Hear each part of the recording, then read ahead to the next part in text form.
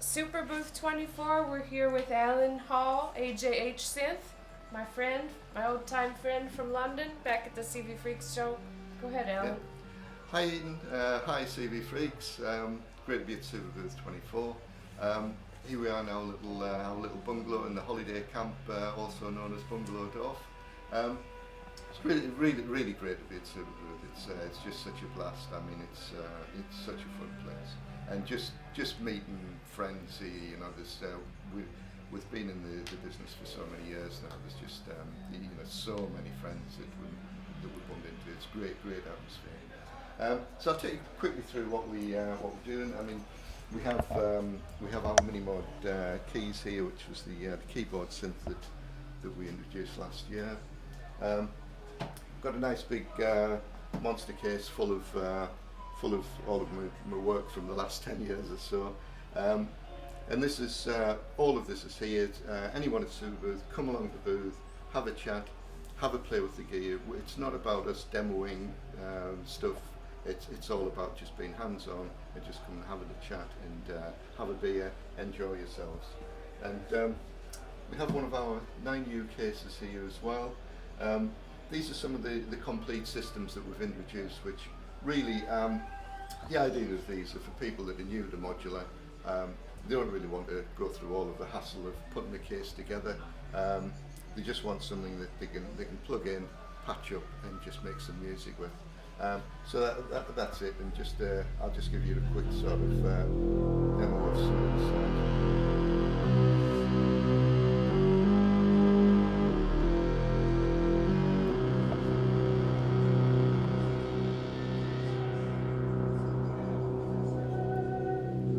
So that's a typical sort of 3 oscillator Sounds great. mini mod patch, yeah. Which the mini mod was based on the obviously based on the early Moog Model D, mini Moog Model D, and using all of the original circuitry. And it's really the backbone of the company and the backbone of the modular, and everything else is sort of hands on that. So for this year as well, one of the big stories that we have here is the Radiophonic Synth, which was a collaboration with Hans Zimmer.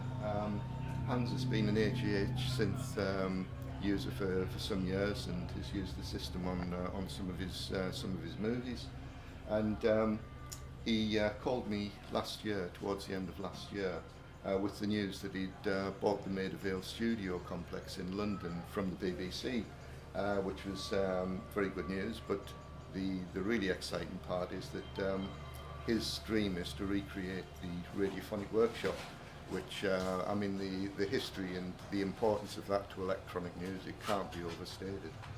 So sadly its demise I think was 1998, and Hans is determined to re-establish the Radiophonic Workshop at its original location of Maida Vale, in the very area that the original Radiophonic Workshop is, and that's just such exciting news for the whole synth community. It's amazing. And I get tingles. oh, absolutely. I mean, absolutely. And he called me up and said, "You're the first person I've called about equipment, Allan, because what I'd like you to do is to build me a modular synth without compromise." And I mean, when Hans Zimmer says that, it usually means a wall covered in modules, which is where was the starting point.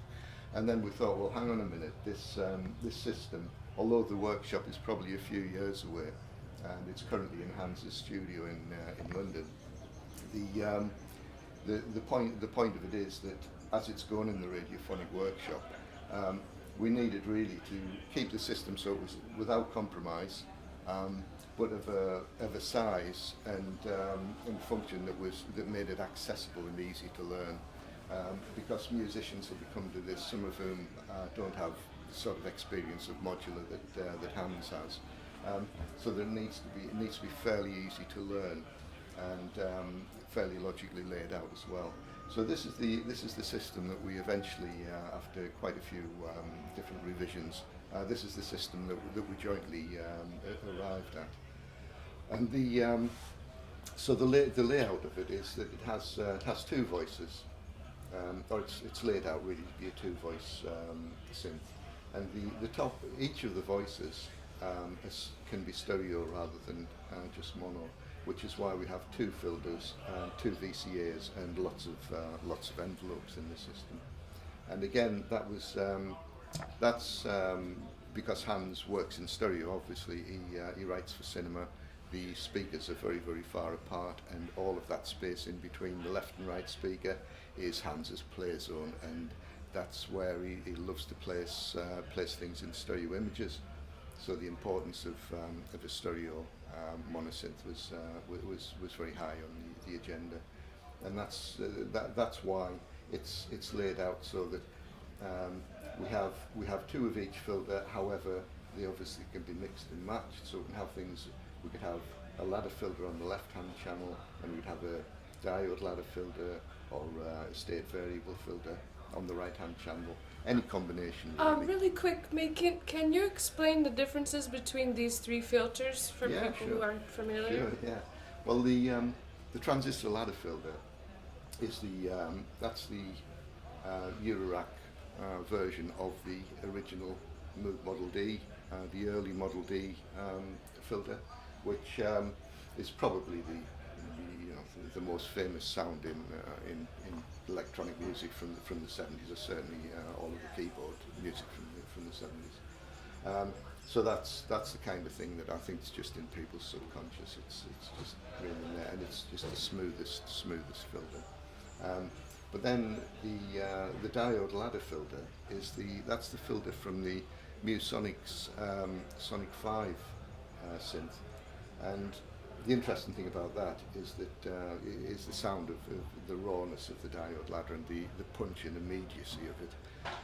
Very, very different, although the topology is kind of similar, but because of the less than perfect buffering that diodes give, it gives it a very, very different character, and it's very close to the EMS VCS3 Synthy A and AJH filters.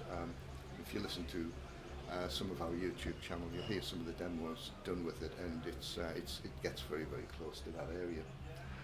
The Gemini filter is that's based on the Oberheim SEM, and so we have 2 of those, and it's state variable. So we can have all of the we can have low pass, band pass, high pass, and the vary, all available simultaneously.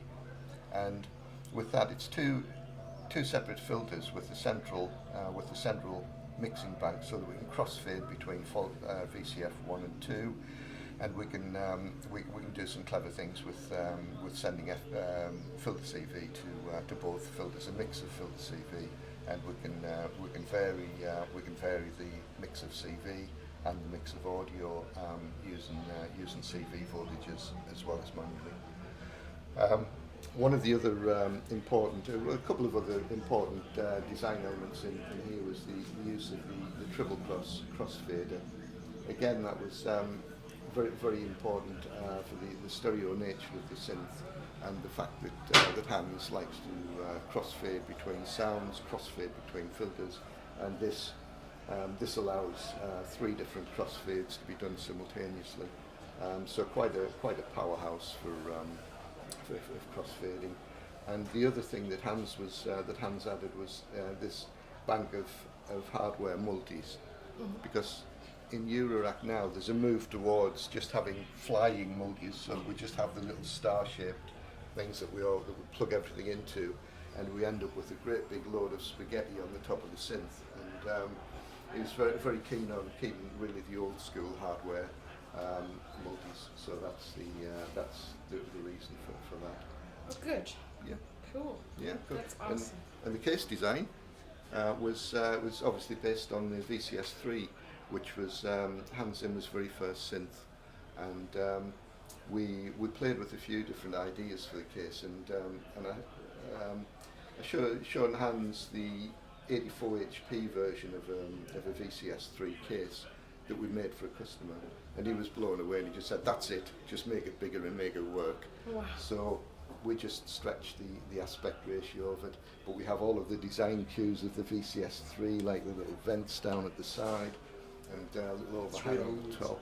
Oh yes, it's American walnut and cherry wood highlights used on it. So So that's the case that we ended up with, and that really was the finished synth. Oh wow! Is Hans talking about some kind of Delia Derbyshire revival with this radiophonic workshop? I think you'd need to talk to Hans on exactly what his plans are, but certainly the recreation of the workshop is so important to him, because in his words, it's we wouldn't really be doing what we're doing without it. It was such a huge part of electronic music. It's amazing. It's great. Well, thank you so much, Allan. I'm so glad to see you here and glad to see everybody. Okay, thank you. Have a great Superbooth. Yeah, you too. Thank you. You just come over and have a show. When you come over and show it off, you can just do that. And then you've got the other two VCOs already. Sounds incredible, yeah.